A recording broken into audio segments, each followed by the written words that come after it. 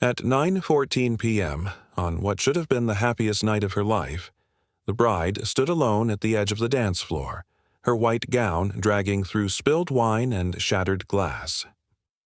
10 feet away, her new husband lay motionless, surrounded by paramedics who were already shaking their heads. This wasn't a tragic accident, and it wasn't a random act of violence. What happened inside Portland's Riverside Pavilion that September evening had been set in motion months before the first guests arrived, and years before the bride ever slipped on her engagement ring. From the moment Adam Pierce's body hit the floor, the details were already working against him. The champagne glass in his hand, the faint trace of bitter almonds on his breath, the fact that the only person close enough to hand him that drink was the woman he had just married. In less than a week, the medical examiner's report would confirm what detectives already suspected. Adam hadn't died of a heart attack. He had been poisoned, and the wedding everyone thought was a celebration was the perfect cover for murder.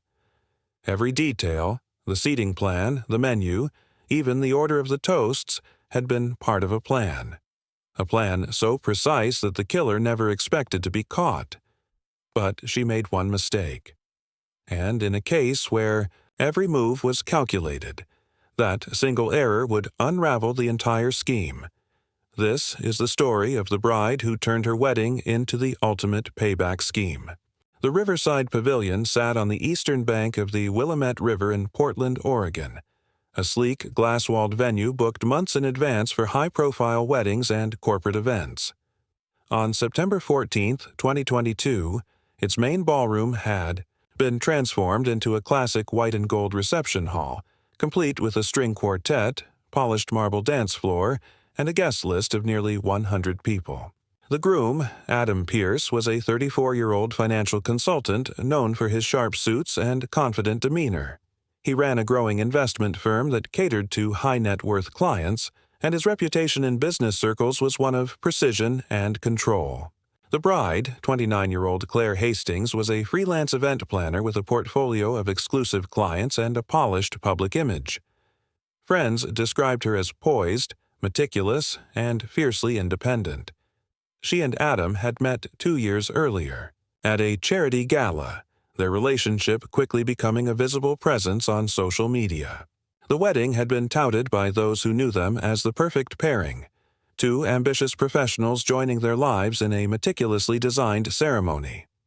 But beneath the curated images and carefully chosen details, this marriage was never built to last. For one of them, the wedding day was not a beginning. It was the end game. The morning of September 14th began without incident. Vendors arrived early at the Riverside Pavilion, unloading floral arrangements, catering supplies, and audio equipment. The venue's staff moved with precision, laying out white linens and gold-trimmed plates. By mid-afternoon, the ceremony space on the terrace overlooked a calm stretch of the Willamette River. At 4:30 p.m., the guests began arriving. The groom greeted friends and business associates near the entrance, wearing a tailored black tuxedo. The bride, hidden from view in an upstairs bridal suite, made final adjustments to her makeup and veil. By 5:00 p.m., the string quartet struck. The first notes of the processional and the ceremony began. The exchange of vows was brief but polished. The couple posed for photographs on the terrace with the river and skyline as the backdrop. By 6:00 p.m., guests were seated inside for the reception. Dinner service began promptly at 6:30 p.m., with champagne poured for toasts scheduled after the main course. Claire had insisted on a specific brand of champagne, shipped in from California. Venue staff later confirmed that she had provided the bottles herself, delivering them in a sealed case 3 days prior. At 8:45 p.m., the best man stood to make his speech. Adam raised his glass, smiling as the room quieted. Within minutes of finishing the drink, he began to sway slightly. Several guests thought he was lightheaded from alcohol. By 8:57 p.m., he collapsed to the floor, the champagne flute shattering. Beside him, panic spread quickly. Chairs were pushed back, calls to 911 made. The venue's event manager took control, guiding guests away from the scene while waiting for paramedics. Emergency responders arrived at 9:02 p.m. Adam was unresponsive, his pulse faint and erratic. Advanced life support measures were initiated, including defibrillation, but his condition deteriorated rapidly. At 9:14 p.m., he was pronounced dead in front of nearly 100 witnesses. Initial observations suggested a sudden cardiac arrest. The body was transported to the Multnomah County Medical Examiner's office for an autopsy, standard procedure for an unexpected death. No one at the scene suspected foul play, but subtle details were already in place, ones that would later draw the attention of investigators. The untouched portion of Adam's champagne, the faint, unusual odor detected by one paramedic, the fact that none of the other glasses on the head table had been poured from the same bottle. While guests left, the venue in shock, Claire remained on site until after midnight, speaking briefly with police officers before departing with her maid of honor. Surveillance cameras in the venue's kitchen and service hallways captured her moving in and out of restricted areas earlier in the evening, movements that, at the time, seemed harmless. It would take just 72 hours for these seemingly minor details to turn a tragic wedding night into the center of a homicide investigation. The investigation began the morning after Adam Pierce's death. The Multnomah County Medical Examiner performed a full autopsy, noting no visible trauma but collecting blood, urine, and gastric samples for toxicology. Preliminary cardiac examination revealed no sign of heart disease or structural abnormality. 3 days later, toxicology reports came back. Adam's blood contained lethal concentrations of potassium cyanide, a fast-acting poison capable of causing death within minutes. The bitter almond odor detected by a paramedic was a classic indicator, though only a fraction of people can detect it. The finding immediately reclassified the case from a sudden medical death to a homicide. Detective Laura Medina of the Portland Police Bureau's Homicide Unit was assigned as lead investigator. Her first step was to secure the wedding venue's surveillance footage. Multiple high-definition cameras covered entrances, hallways, the kitchen, and the main ballroom. Reviewing the footage, Medina noted that at 8:39 p.m., minutes before the toasts, Claire Hastings could be seen entering the service hallway leading to the bar storage room. She emerged carrying a single, unopened champagne bottle. This was significant. Standard procedure at the pavilion was for champagne to be poured from bottles already on the service bar, not hand-delivered to the head table. Interviews with catering. Staff confirmed that the bottle Claire retrieved was not part of the venue's stock. In fact, all champagne for the wedding had been supplied directly by Claire in a sealed case. That case, recovered from the venue's storage area, was missing only one bottle, the one served to Adam. Detectives moved quickly to locate the bottle fragments from Adam's glass. Forensic testing revealed trace amounts of cyanide residue inside the bottle and in the sediment at the bottom of his champagne flute. The other bottles from the case tested clean. Investigators then focused on how Claire could have obtained cyanide. A search warrant for her apartment uncovered a locked storage box in her home office. Inside were event planning documents, guest seating charts, and a small glass vial labeled potassium cyanide for industrial use only. Records from an online chemical supplier showed an order placed under a business account registered to Claire's event planning company. The order had been shipped to a rented mailbox under her name. Digital forensics further tied her to the purchase. On her laptop, detectives recovered search history entries detailing cyanide toxicity, lethal dosage levels, and methods of undetectable administration in drinks. Email correspondence with a secondary Gmail account, also linked to her IP address, included instructions for using the chemical in a controlled environment. Witness interviews painted a clear sequence. Several guests recalled that Adam's champagne was poured directly from the bottle Claire had carried to the table. Others noted that she insisted on pouring it herself, even forgoing a server's assistance. No one else at the head table drank from that bottle. Detectives also examined financial records.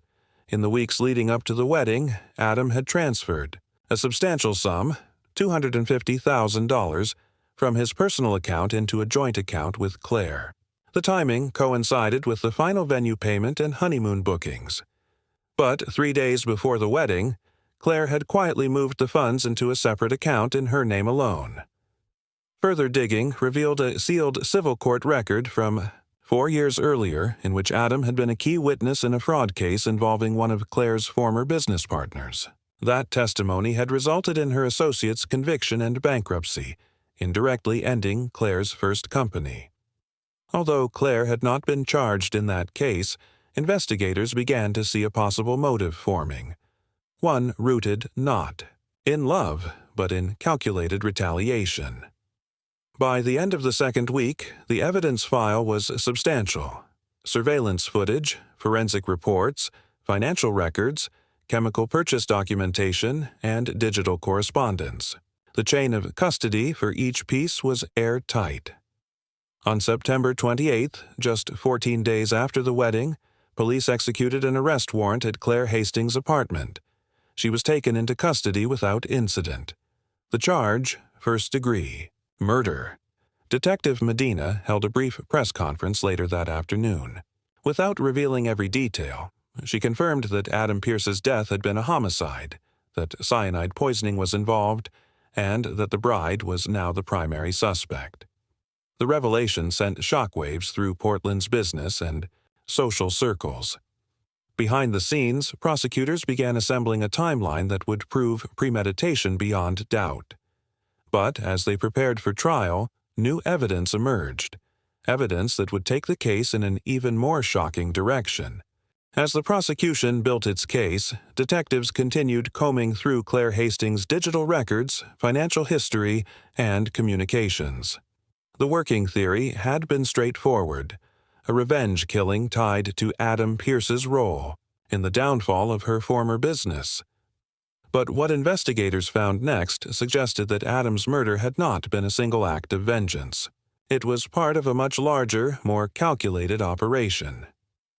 2 weeks before the wedding, Claire had met privately with a man named Robert Latham, a 41-year-old ex-financial advisor with a history of securities fraud. Phone records and GPS data placed them together at a downtown Portland cafe for over an hour. Latham was not on the wedding guest list, but his name appeared in a set of encrypted text messages recovered from Claire's secondary phone. In those messages, the two discussed timing, distribution, and a guaranteed payout. Investigators pulled Latham's financial records and discovered a wire transfer of $75,000 from an offshore account into one of Claire's personal accounts just 3 days before the wedding. The transfer had been labeled as event consulting. The connection raised a disturbing possibility. Claire's plan may have been commissioned, or at least financed, by someone else.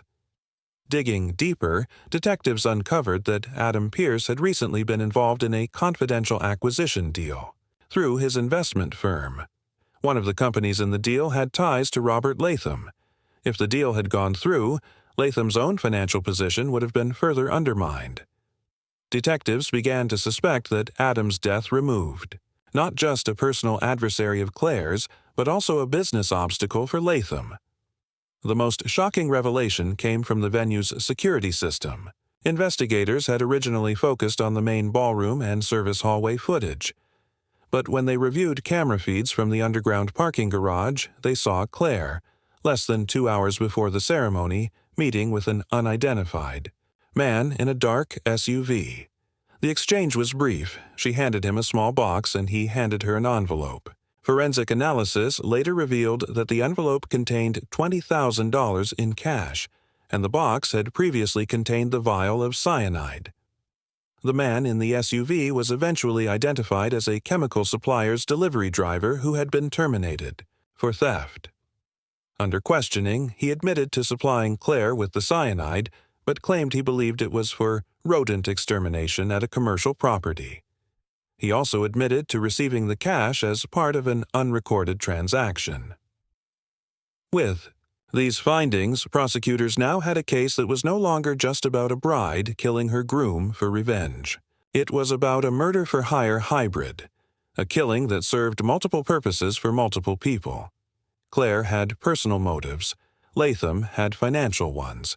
Together, they had ensured Adam's death would be both public and untraceable, or so they thought. Investigators also discovered that Claire had taken out 2 separate life insurance policies on Adam in the months leading up to the wedding, totaling $1.5 million. While the policies were legitimate, the timing and the fact that Adam had no prior life insurance coverage raised immediate red flags. Even more telling was the discovery of a meticulously written planning document recovered from Claire's cloud. Storage. Titled simply 1409, the file contained a minute-by-minute breakdown of the wedding day, from vendor arrivals to the exact timing of the champagne toast. Each segment was marked with precise instructions, including her own movements, guest seating placements, and contingency actions in case Adam refused the drink. The planning document also revealed one chilling fact. The entire guest list had been curated to exclude anyone with medical or paramedic training, ensuring no immediate life-saving intervention could be attempted beyond the venue's basic first aid measures. By the time prosecutors presented this expanded evidence to the grand jury, the narrative had shifted completely. Claire Hastings was no longer seen as a scorned fiancée acting alone in a moment of vengeance. She was portrayed as the central figure in a coordinated, financially motivated murder plot, one that leveraged her wedding as the ultimate cover. The revelations tightened the case considerably, but they also meant the legal stakes were higher. Prosecutors now had to prove not only premeditated murder, but also conspiracy involving outside parties. This shift set the stage for a high-profile trial that would keep Portland and the national media watching closely. The trial of Claire Hastings began on March 6, 2023, at the Multnomah County Courthouse. The prosecution charged her with first-degree murder, conspiracy to commit murder, and aggravated theft. Co-conspirator Robert Latham faced separate but related charges. The courtroom was packed from day one. Reporters, local residents, and members of both families filled every available seat. The state's opening statement was direct. Claire Hastings had orchestrated the deliberate poisoning of her groom, Adam Pierce, during their wedding reception. She had done so with precision, pre-planning every aspect of the event to conceal the crime, and with financial gain and revenge as her dual motives. Prosecutors presented the champagne bottle and flute fragments, each still containing cyanide residue. Forensic experts explained the lethality of the dose and how it matched the purchase records from Claire's event planning company.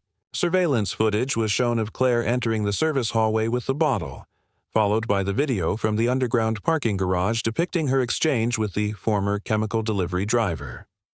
Financial experts walked the jury through the life insurance policies, the $250,000 transfer before the wedding, and the offshore payment from Latham. A cybercrime specialist detailed the incriminating search history and the 1409 planning document stored in Claire's cloud account, emphasizing its exact timing instructions and contingency planning. The defense took a different approach.